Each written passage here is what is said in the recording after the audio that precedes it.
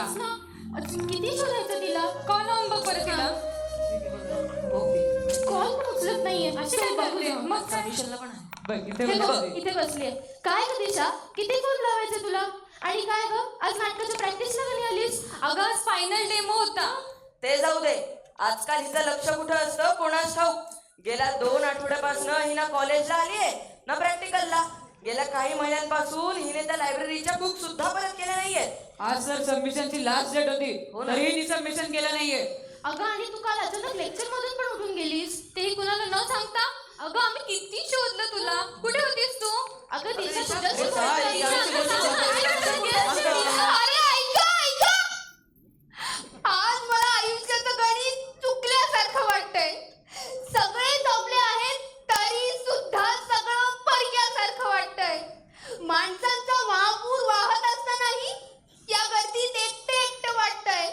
सभोवताली गजबजाट जरी हातातून सगळं सुटल्यासारखं वाटतंय.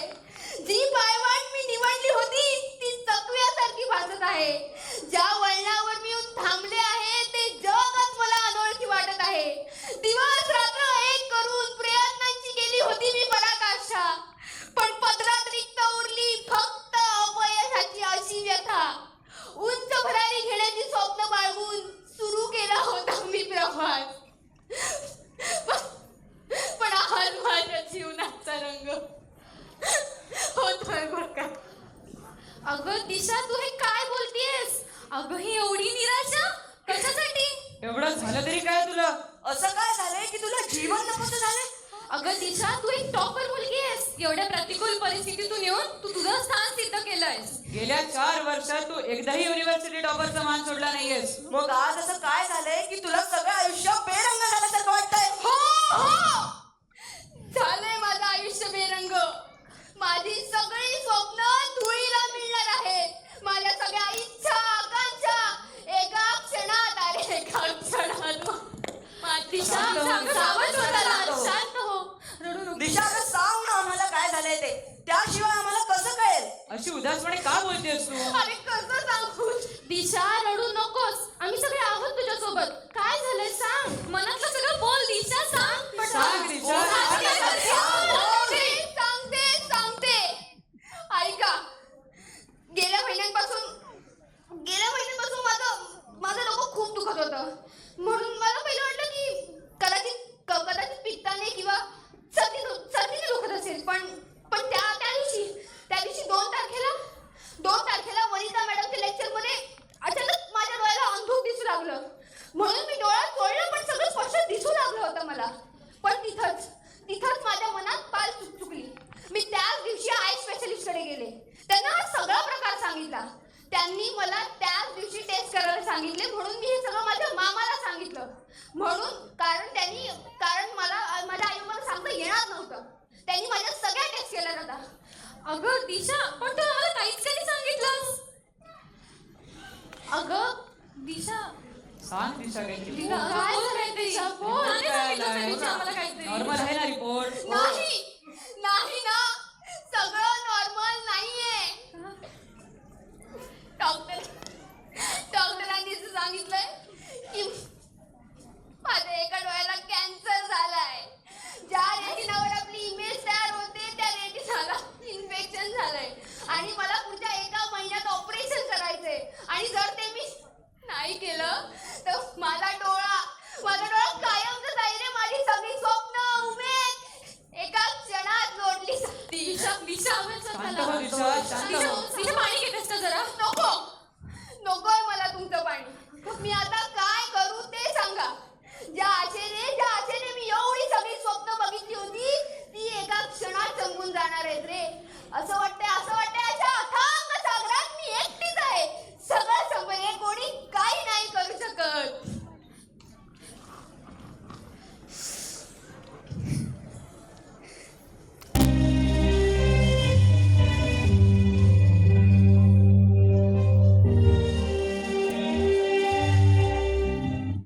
नाही दिशा नाही, काही जमले नाहीये. अजून रंगमंच सोडायची वेळ आलेली नाहीये. तुझी या जीवनाच्या रंगमंचावरची भूमिका अजून संपलेली नाहीये. दिशा, एक लक्षात ठेव, आपल्या या आयुष्याच्या रंगमंचावर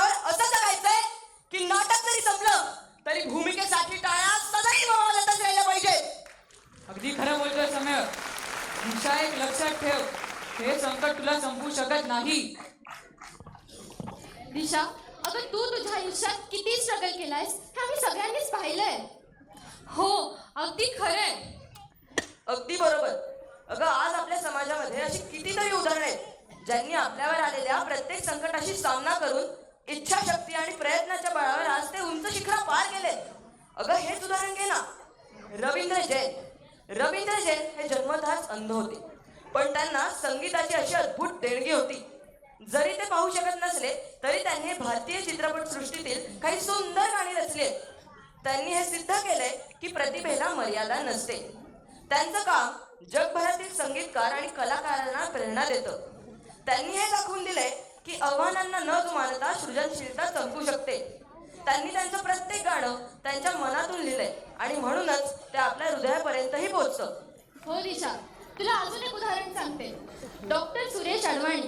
डॉक्टर अडवाणी हे एक प्रसिद्ध डॉक्टर आहेत जे भारतात स्पायनल कॉर्ड रिप्लेसमेंट करणारे पहिले डॉक्टर होते. डॉक्टर अडवाणी यांना 8 वर्षांचे असतानाच पोलिओ झाला. त्यामुळं त्यांना हालचाल करणं कठीण झालं. पण अपंगत्व असूनही ते भारतात सर्वात प्रतिष्ठित कर्करोग डॉक्टरांपैकी एक बनले. त्यांनी अनेक रुग्णांना मदत केली. डॉक्टर अडवाणी यांच्या कारकिर्दीतून दिसून येतं की कठोर परिश्रम आणि बुद्धिमत्तेने शारीरिक मर्यादांवर मात करता येते. अशीच एक इन्स्पिरेशनल स्टोरी मी परवा वाचली. साई प्रसाद विश्वनाथन यांच्याबद्दल. Vishwanathan lost sensation in lower half of his body when he was just a kid. But he was not a one who could let disability take over his life.